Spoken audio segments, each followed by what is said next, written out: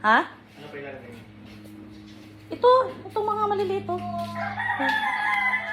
Sa taas. Yan, likod dun, sa likod dun. Yan.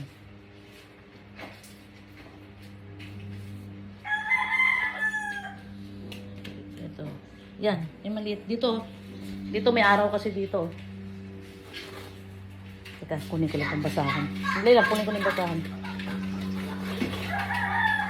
Yan, dyan. Kasi at least naarawan sila.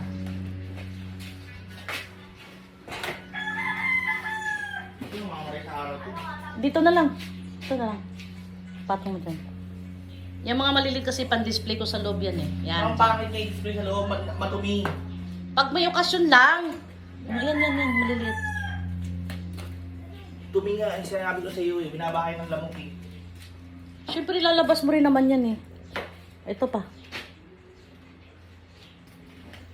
Tignan mo yung ginawa mo sa CR. Yung box na nilagay mo dun. Pamalat lang yung lupa. Ayusin mo. Yan. Tapos. Sige. Yan. Ito. Tanggalin mo yan. Lagay mo dun oh. Kasi hindi pa naman sila full blown. Yan. Dito. Yan. Pagka humaba na yung sako nila ibaba. Yan. At least naaarawan din sila.